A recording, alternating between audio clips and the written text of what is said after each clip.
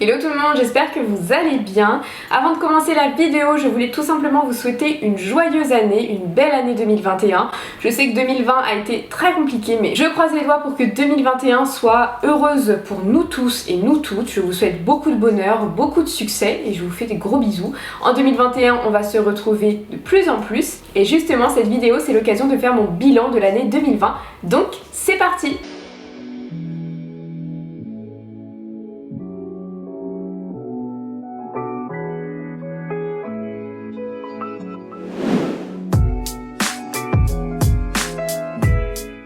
Avant de commencer la vidéo, n'hésitez pas à me rejoindre sur Instagram, c'est vraiment sur ce réseau qu'on peut échanger, que vous pouvez participer à mes prochaines vidéos et à mes prochains sondages. Donc on se rejoint là-bas. Vous pouvez bien évidemment me suivre sur YouTube, liker la vidéo. Je sais que vous êtes nombreux et nombreuses à regarder mes vidéos, mais malheureusement vous ne me suivez pas, donc vous n'êtes pas informés de toutes mes nouvelles vidéos. Donc on se rejoint ici. Pour vous donner un petit peu de contenu, je me suis lancée sur YouTube en 2020, en mars exactement, et j'ai trouvé que c'était sympa de faire un bilan un petit peu sur YouTube, mais pas que. Et donc pour cela, j'ai préféré répondre à vos questions. Donc je vous ai fait un sondage sur Instagram et vous avez été nombreuses et nombreux à me poser des questions et j'ai trouvé ça plus sympa du coup d'y répondre. La première question que j'ai eue, c'est quelle est ta marque préférée, ta marque de luxe et pourquoi? Alors c'est toujours un choix qui est un petit peu compliqué parce que je trouve qu'il y a plein de belles maisons de luxe. Mais si je devais en choisir qu'une où vraiment toutes les pièces me correspondent et où j'aurais le plus de chances de trouver mon bonheur, je pense que c'est Chanel. Voilà, ce serait soit Chanel, soit Dior, mais avec une préférence pour Chanel. Pourquoi? Parce que j'adore la couleur noire. J'adore le nude, j'adore le rouge. Je trouve que grâce justement à Lagerfeld, mais pas que, parce que Gabrielle Chanel a été révolutionnaire en son temps, mais Karl Lagerfeld a ajouté une partie rock, une partie parfois punk, et a ajouté de la modernité dans cette maison parce que vous avez des pièces iconiques, vous avez des pièces classiques, mais vous avez aussi des petites pièces rock et des pièces qui changent. Donc vraiment j'adore le tweed, le timeless, les escarpins Chanel, les serre-têtes, les bijoux, les couleurs, tout. Question plus légère, ton meilleur et ton pire achat. Donc concernant mon pire achat, je pense que ce sont les boots Gucci Marmont. Pourquoi? Tout simplement parce qu'elles sont trop petites. En fait, elles sont trop petites, je suis vraiment étriquée, elles ne sont pas confortables et j'ai beau les porter plusieurs fois, ça ne s'élargit pas parce que je vous ai déjà parlé de ce problème dans une autre vidéo. C'est du daim mais avec une doublure cuir épaisse comme ça. Donc beaucoup de mal à s'élargir, donc je pense que ce serait cette pièce. Mon meilleur achat, ce serait le mini HL Louis Vuitton. Donc c'est le mini sac qui ressemble à un Speedy que j'ai acheté cette année sur Vide-Dressing. Et d'ailleurs c'est la première vidéo ou la deuxième vidéo que je vous ai faite sur cette chaîne. Donc c'est pour vous dire. Et ça faisait des années que je cherchais ce modèle. Je le trouve magnifique parce qu'il est rikiki, il est mignon, mais en même temps pratique. Vous pouvez vraiment mettre beaucoup de choses à l'intérieur. Et le problème c'est qu'il y a des plus-values sur ce sac, mais c'est juste incroyable. Donc le mini HL n'existe plus, mais concernant le Nano Speedy, vraiment le sac à la base, l'année dernière en début d'année coûtait 750 €. Puis il a augmenté parce que il y a eu pas mal de petites choses qui se sont passées, notamment Covid, donc il est passé à 815 € je crois de mémoire. Et en fait ce qui se passe c'est que vu qu'il est sold out depuis des années, les revendeurs sur le marché du vintage donc le vendent 400, 500, 600 € plus cher. Donc je peux comprendre, c'est le jeu, mais bon, ça veut pas dire que j'adhère non plus. Ton meilleur souvenir de 2020. Alors, mon meilleur souvenir de 2020, c'est vrai que d'habitude je vous aurais parlé de mes proches, de ma famille, etc. Mais cette année, elle a été tellement compliquée, il s'est pas passé grand chose dans nos vies, si ce n'est qu'on a été surtout confinés. Donc mon meilleur souvenir, je pense que c'est surtout mon lancement sur YouTube, parce que comme je vous le disais, ça a commencé dans un contexte particulier, on a été confinés en mars. Moi, ça faisait très longtemps que je me privais de me lancer sur YouTube par peur du jugement, peur de déplaire, peur d'avoir des mauvais commentaires, parce que c'est souvent ce qui est rattaché à YouTube. Et donc à chaque fois je me disais non, c'est pas pour moi, alors qu'il y a pas mal de personnes qui me disaient ouais, ce serait quand même pas mal que tu nous donnes tes conseils, tu connais pas mal de choses. Et puis en mars on a été confinés, donc moi j'ai pas travaillé pendant de longs mois, donc je me suis dit bon, je m'ennuie, il y a aussi des gens chez eux qui s'ennuient, donc bon, prends ton appareil photo, tu fais une vidéo, tu vois si ça prend, si ça prend pas, et au pire t'arrêteras. Et donc j'ai fait une première vidéo sur, je crois, le unboxing mini HL qui a plutôt bien fonctionné, et ensuite j'ai fait une deuxième vidéo sur ma collection de sacs de luxe qui a fait plus de 30 000 vues avec énormément de commentaires et surtout des commentaires positifs, vraiment beaucoup de commentaires positifs, beaucoup de de gens qui m'ont soutenu, qui me soutiennent encore. Donc déjà je voulais vous remercier, vraiment vous dire un grand merci, parce que j'ai pas repris le travail pendant quasiment un an. Ça a été long moralement, psychologiquement, parce que quand vous êtes à la maison, que votre conjoint il travaille, qu'il a une activité, qu'il a des choses à raconter, et que vous, à part le ménage, faire à manger, regarder la télé, il se passe pas grand chose. Et du coup YouTube ça a été vraiment une porte de sortie, ça a été vraiment une bulle, une sphère de décompression, parce que du coup je produisais du contenu, je faisais travailler mon cerveau et puis j'échangeais avec vous, donc ça a été vraiment un très très bon soutien, donc un grand merci. Quel défilé de toute l'année 2020 t'a le plus marqué? Donc le défilé qui m'a le plus marqué, justement ce n'est pas un défilé, c'est la vidéo de présentation de la collection sous forme de théâtre de mode, vraiment dans un univers de nymphes, un univers antique, gréco-romain, et vous connaissez mon goût pour l'histoire, donc ça a lié mes deux passions, la mode et l'histoire, et j'ai trouvé que c'était vraiment hyper ingénieux, hyper travaillé, la musique, tout était recherché, et puis j'adore cet univers bucolique, cet univers un petit peu presque cabinet de curiosité, vous voyez. Et après ça a été beaucoup repris, mais je pense que c'est vraiment cette présentation de collection. Tes objectifs pour l'année 2021, donc produire plus de contenu, parce que vous êtes de plus en plus présent, vous êtes de plus en plus en demande justement de nouvelles vidéos, j'ai plein d'idées de vidéos qui arrivent, donc c'est vraiment mon objectif de 2021, plus me développer sur cette plateforme et également sur Instagram. Et au niveau de mes projets professionnels, reprendre le travail, puisque je vais reprendre le travail très prochainement, et voilà, me mettre à fond dans le travail, pour justement vous produire également plus de contenu, hein. Mon métier est lié à cette seconde activité, mais voilà, continuer ma carrière de RH dans le luxe. Et mes projets perso, effectivement j'aimerais bien pourquoi pas déménager et adopter 2 chats.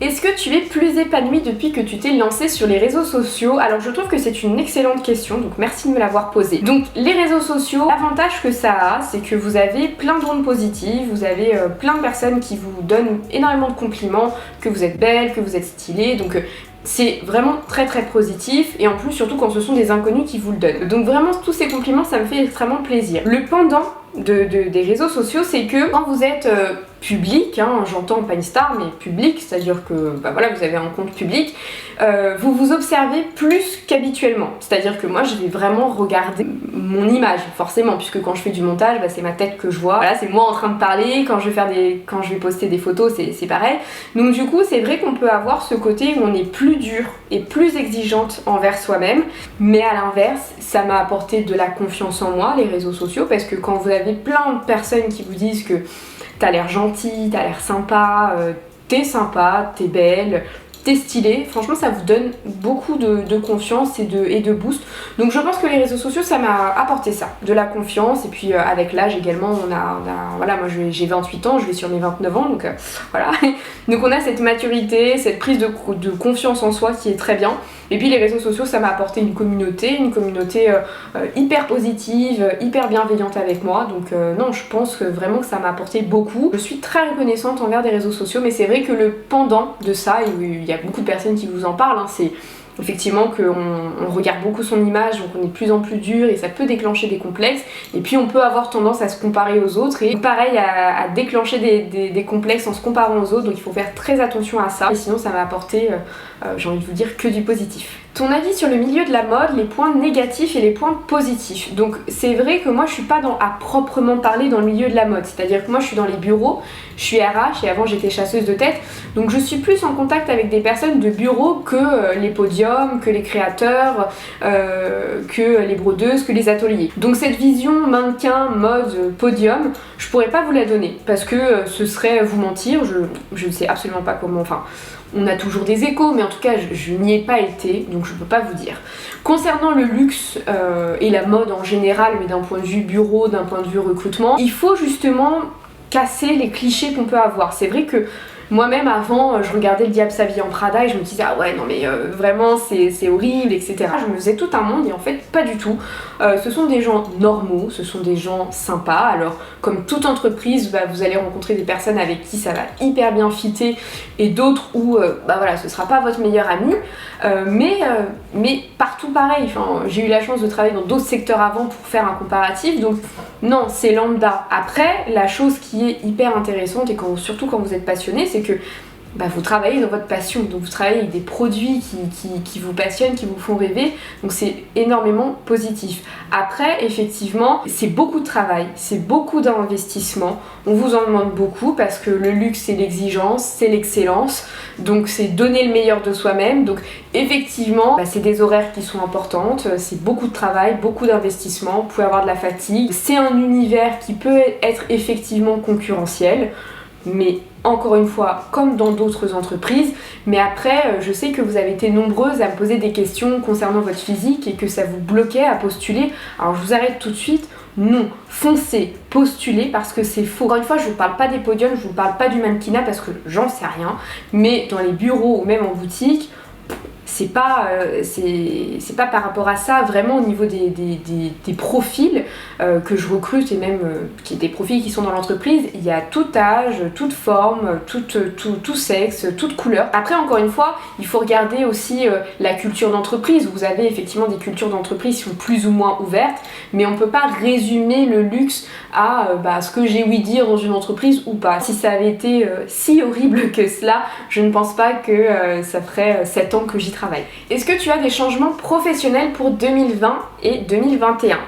Alors c'est vrai que on a traversé une période de crise, donc ça a été assez compliqué. J'ai en toute transparence eu peur pour mon emploi, mais fort heureusement non, il n'y a pas de changement, je reste dans mon entreprise, je continue de travailler, donc pas de changement professionnel pour 2021, touche du bois, on ne sait jamais. Et après des changements par rapport au réseau, peut-être que voilà, il y aura des nouvelles choses que je pourrais vous proposer, mais pour l'instant non, aucun changement. Quelle est pour toi la pièce phare de 2020 ? J'ai envie de vous dire quand même le masque parce que il y a eu cette épidémie qui est arrivée et qui a complètement révolutionné plein de choses. Je sais pas si vous vous en rendez compte ou pas, mais il y a eu énormément de changements dans le process de vente, dans le process créatif, dans la mode en général, le luxe et dans nos vies en général. Et c'est surtout le masque quand même qui a fait sa place, qui a quand même colonisé nos vies. Et c'est vrai que les maisons de luxe se sont vraiment emparées du masque. Pour l'instant, on a vu Fendi, on a vu Balenciaga, on a vu Burberry le faire, mais vraiment ça ne saurait tarder. Il y a déjà Marine Serre qui commercialise un masque à 495 €, donc on en verra de plus en plus. Et justement, je pense que c'est la pièce phare de 2020 parce que quand vous aimez le luxe et quand vous aimez la mode, vous n'avez pas forcément envie d'avoir votre fameux masque bleu qui protège, qui sauve des vies, encore une fois, moi je le porte tous les jours, mais qui est entre nous pas très sexy, pas très mode. Donc par-dessus, quand vous avez un joli masque d'une maison de luxe, ça peut être tendance. Après, encore une fois, est-ce que je dépenserais 200 € pour un masque ? La question est non. Est-ce que tu comptes quitter ton job de salarié un jour ? Alors, c'est vrai qu'on me pose très régulièrement la question, même mes collègues en entreprise, elles me posent souvent la question, et je pense que non. Je pense que non parce que j'ai toujours été une accro du travail, j'adore le travail. Ça vous donne des choses à raconter, ça vous stimule, ça vous booste, ça vous fait aussi apprendre la vie, parce qu'une entreprise, c'est un peu comme une mini-vie à l'intérieur, donc ça vous fait beaucoup grandir. J'ai pris en maturité, j'ai vraiment beaucoup changé grâce au travail, et c'est vrai que les réseaux sociaux c'est bien, mais il faut pas oublier que quand vous travaillez dans les réseaux sociaux, vous êtes la majorité du temps tout seul, parce que vous êtes avec votre caméra ou votre appareil photo, et donc forcément vous prenez en maturité, vous grandissez, vous avez votre entreprise auto-entrepreneur, donc vous faites des déclarations, de la compta, etc. Donc ça vous fait grandir, mais vous avez moins cette relation humaine qui me manquerait, et puis ce côté peut-être terre à terre. C'est vrai que ça vous apporte quand même un côté terre à terre, parce que même si vous vous dites voilà, je suis sur les réseaux, etc., quand vous avez votre boss qui vous dit là ce que t'as fait c'est pas bien, au moins ça vous met une claque. Donc non, sincèrement je ne pense pas. Je vais peut-être évoluer, je vais peut-être changer de travail, changer d'univers, je ne sais pas, seul l'avenir nous le dira, mais non, pour moi c'est important d'avoir un travail pour plein d'autres choses, pour moi, pour mon bien-être, mais également ça vous permet aussi de garder les pieds sur terre.